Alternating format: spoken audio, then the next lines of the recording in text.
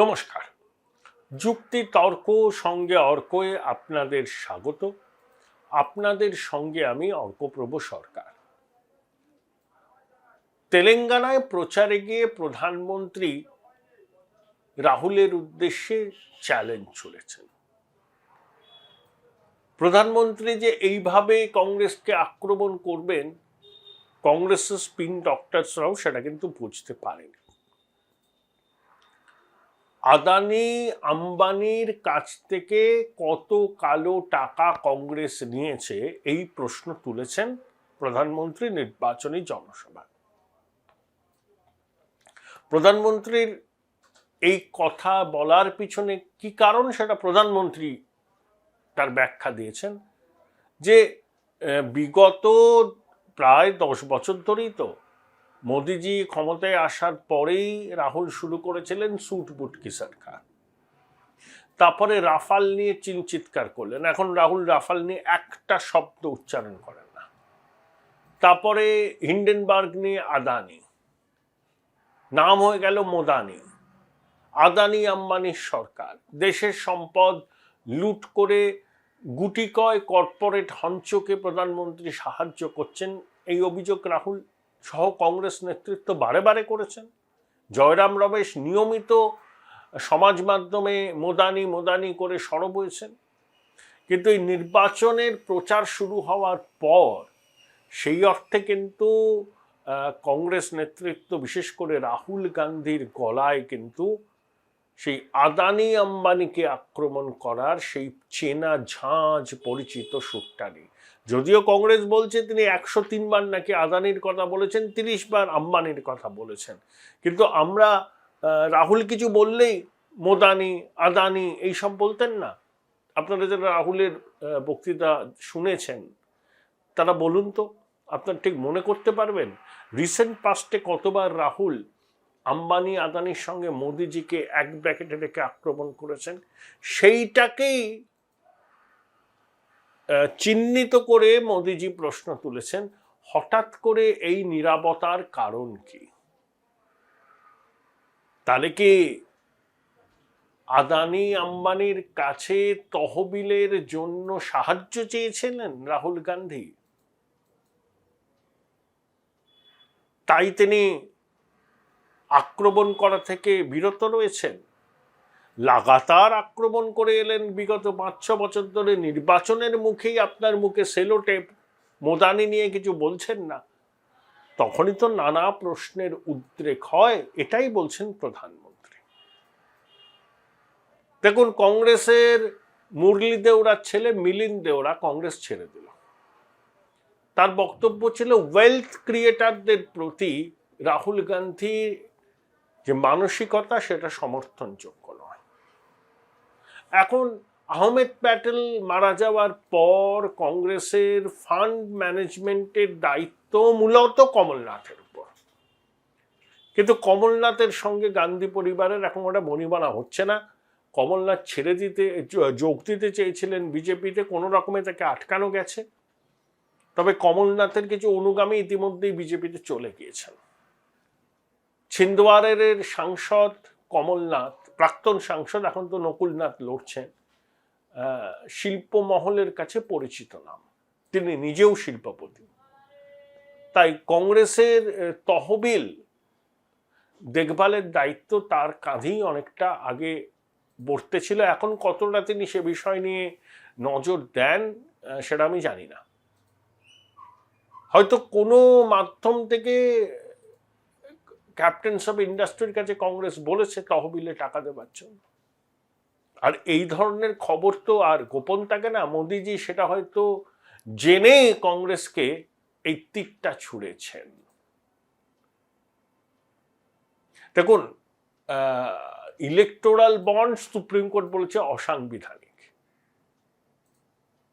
কিন্তু কংগ্রেসও কিন্তু ইলেকটোরাল বন্ডের সুবিধাটা নিয়েছে, নেয়নি তো তা নয়। তৃণমূল নিয়েছে, ডিএমকে নিয়েছে, সবাই নিয়েছে, বিজেপি বেশি পেয়েছে। কেন্দ্রের শাসক দল তারা, আর 17টা রাজ্যে তারা নিজেরা সরকার চালাচ্ছে বা জোট শরিকদের নিয়ে সরকার চালাচ্ছে। যদি 100 টাকার মধ্যে 47 টাকা ইলেকটোরাল বন্ডের মাধ্যমে বিজেপি পায়, তাহলে 53 টাকা তো অন্যরা পেয়েছে। তাহলে শুধু শুধু বিজেপিকে একমাত্র নিশানা করছেন কেন? এক্ষেত্রে বামপন্থীরা বলতে পারেন তারা ইলেকটোরাল বন্ডের প্রথম থেকেই বিরোধী ছিলেন, তারা তার সুবিধা নেননি। কিন্তু বামপন্থীরা ছাড়া আর কারুর পক্ষে এই অবস্থান নেওয়া সম্ভব নয়। সবাই কম বেশি সুবিধা পেয়েছেন। কংগ্রেস যদি ইলেকটোরাল বন্ডের সুবিধা না নিত তাহলে তাদের ইলেকটোরাল বন্ডের বিরোধিতা করার নৈতিক অবস্থান থাকতো। সে নিজেও নিয়েছে, হয়তো ভাগের টাকা কম পেয়েছে, নিজে নিয়ে ইলেকটোরাল বন্ডকে করে নিন্দা করে বিজেপিকে কাঠগড়ায় তোলা, এটা একটা দ্বিচারিতা ছাড়া কিছু নয়। তাহলে এই মানে দেখুন, মোদিজি তাকে ওই রাহুল সহ ইন্ডিজোট বলে না, যে গুটি কয়েক শিল্প সংস্থার বন্ধু। তিনি খুব সুন্দরভাবে কর্পোরেট ইন্ডিয়ার সঙ্গে নিজেকে ডিসঅ্যাসোসিয়েট করলেন মোদিজি ঠিক নির্বাচনের মাঝখানে। এবং যে আম্বানি, যে আদানির সঙ্গে মোদিজির ঘনিষ্ঠতা নিয়ে অনেকেই সরব। তারা ভাবতেই পারেননি এভাবে রাহুলকে আদানি আম্বানি থেকে কি টাকা পান। এই আক্রমণ করে মোদিজি কিন্তু নিজেকে আদানি আম্বানি সহ কর্পোরেট হঞ্চদের থেকে ডিসঅ্যাসোসিয়েট করলেন। Join Indian Institute of Hotel Management now. Right choice, right decision. ডিসঅ্যাসোসিয়েট করলেন, কুশলী পদক্ষেপ। দেখুন, কৃষ্ণা গোদাবরীর ওই কেজি বেসিন আছে না, ওখানে তেল ফেল উত্তোলনের ব্যাপারে বরাদ পেয়েছে রিলায়েন্স আবার সৌদি জায়ান্ট অ্যারম্যাকোকে এখানে আনতে চেয়েছিল। আমি জানি না শেষ পর্যন্ত সেটা কতটা কি হয়েছে, জেভি ছিল, কিন্তু অ্যারম্যাকোর এখানে আগমন আরএসএস এর আপত্তি ছিল। তাদের বক্তব্য, আরব দুনিয়ার, সৌদি আরবের এত বড় একটা কোম্পানি ভারতের কোর সেক্টরে কেন বিনিয়োগ করবে, জেভি হোক বা যেভাবেই হোক। বিষয়টা নিয়ে কিন্তু রিলায়েন্স গোষ্ঠীর সঙ্গে সরকারের মতবিরোধ একটা জায়গায় কার্যত পয়েন্ট অফ নো রিটার্নে চলে গিয়েছিল। আরএসএস এর অবস্থান খুব রিজিড ছিল যে সৌদি আরামকোকে এখানে আমরা ঢুকতে দেব না কোর সেক্টরে। আপনাদের মনে আছে 2019-এর লোকসভা নির্বাচনের প্রচারে মুরলী দেওরার ছেলে মিলিন্দ দেওরা মুম্বাইয়ের একটা কেন্দ্র থেকে প্রার্থী হয়েছে না, তার সমর্থনে রোড শোয়ে মুকেশ আম্বানি অংশগ্রহণ করেছেন ওই একবারই। তারপর আবার তিনি নিজেকে গুটিয়ে নেন। এটা হয়তো বার্তা দিতে চেয়েছিলেন মোদী সরকারকে। এখন আমি জানি না আরামকোর সঙ্গে রিলায়েন্সের ডিলটা ঠিক কোন পর্যায়ে আছে, জেভি হচ্ছে না আরামকো চলে গিয়েছে, সংঘের অবস্থান ঠিক এই মুহূর্তে কি, অতীতের অবস্থানই তারা রেখেছে নাকি তাদের অবস্থান একটু নমনীয় হয়েছে, কিন্তু এইটা নিয়ে একটা বিবাদ হয়েছিল এবং মুকেশ আম্বানি সেই জন্য মিলিন্দ দেওরার প্রচারেও অংশ নিয়েছিলেন 19-এ।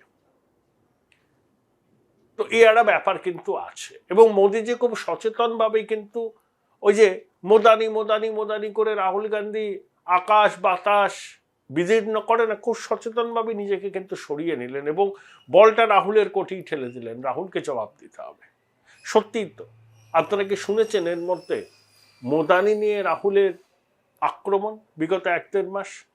আমি অন্তত শুনিনি। হলেও মানে খুব বলতে হয় বলে বলা, ওই চাঁদ সদাগর যেভাবে মনসা পুজো করেছিলেন ঠিক সেই রকম ভাবে রাফাল নিয়ে একটা শব্দ উচ্চারণ করেন না। আর দেখুন কংগ্রেসের কি দশা, ওভারসিজ কংগ্রেসের প্রেসিডেন্ট শ্যাম পিত্রদা, তিনি আবার ইস্তফাও দিয়েছেন না সরিয়ে দেওয়া হয়েছে জানি না। আচ্ছা, আমাকে দেখে কি আপনাদের চীনা মনে হয়? বা আপনারা যারা বাঙালি, যা পূর্ব ভারতে থাকেন, আয়নার সামনে দাঁড়িয়ে নিজেদেরকে চীনা মনে করেন? বা দক্ষিণ ভারতের যারা আছেন মানুষ, তারা আয়নার সামনে দাঁড়িয়ে নিজেদেরকে আফ্রিকার কোনো মানুষ বলে মনে হয়? পশ্চিম ভারতের মানুষরা কি নিজেদেরকে আরব দেশের মানুষদের মতো মনে করেন? বা উত্তর ভারতের মানুষরা কি নিজেদের মানে সাদা চামড়ার মানুষ হিসাবে মনে করেন? দেখেন, একবার বললেন শ্যাম পিত্রদা আমেরিকার উদাহরণ টেনে উত্তরাধিকার কর, আবার ভারতবর্ষের 4টে রিজিয়নের মানুষকে কাদের কাদের মতো দেখতে এইসব বললেন। আমি আমি বুঝে উঠতে পারি না এরা কি চায়। রাহুল গান্ধীর তো ফ্রেন্ড, ফিলোসফার অ্যান্ড গাইড শ্যাম পিত্রদা। হ্যাঁ, ভারতবর্ষে রাজীব গান্ধীর সময় টেলিকম রেভলিউশনের ক্ষেত্রে তার অবশ্যই অবদান আছে, কেউ অস্বীকার করছে না, কিন্তু এই ধরনের কথা বলার মানে কি? আমি জানি না সচেতনভাবে নাকি নিজের অজান্তে নাকি অত্যধিক মিডিয়া সাভি হওয়ার দরুন যা খুশি বলে ফেলেন, এটা আকারে বিজেপিরই সুবিধা হয়ে যায়। তো বিজেপি এই বিষয়টাকে যে হাতিয়ার করবেই, তারা সেই জন্যই বলছেন দ্রৌপদী মুর্মু আদিবাসী সমাজের প্রতিনিধি বলে কংগ্রেস তাকে রাষ্ট্রপতি পদে মানতে চায়নি, প্রতিদ্বন্দ্বিতা করেছিল। আবার তিনি মোদিজি এর সঙ্গে রিলিজিয়ানকেও যুক্ত করলেন, যে কৃষ্ণকে তো আমরা সবাই উপাসনা করি। দেখুন, এই 10 বছরে মোদি জমানায় যে কাজটা লোকে চোখে দেখতে পায় সেটা হচ্ছে ইনফ্রাস্ট্রাকচার, ফিজিক্যাল ইনফ্রাস্ট্রাকচার। সারা ভারতবর্ষ জুড়ে কাজ হচ্ছে, এটা মোদিজির অতি বড় বিরোধীরাও স্বীকার করবেন। হ্যাঁ, এই সরকারের ব্যর্থতাও অনেক আছে, কর্মসংস্থান, মুদ্রাস্ফীতি, ব্যর্থতা। যদিও কেন্দ্রের শাসক দলের দাবি চাকরি আর কর্মসংস্থানের মধ্যে ফারাক আছে। যুব শক্তি কাজের অভাবে ভুগছে, বিভিন্ন রকম রিপোর্ট আসছে, বিশেষ করে বিদেশি সংবাদ মাধ্যমে ভারতবর্ষে ধর্মীয় অসহিষ্ণুতা, সংখ্যালঘুরা বিপন্ন বোধ করছেন। আমার প্রশ্ন হচ্ছে, এই 10 বছরে কোথাও দাঙ্গা হয়নি। মোহাম্মদ আকলাকের মতো ঘটনা নিন্দনীয়, কিন্তু একটা দুটো হয়েছে, না হলেই ভালো হতো।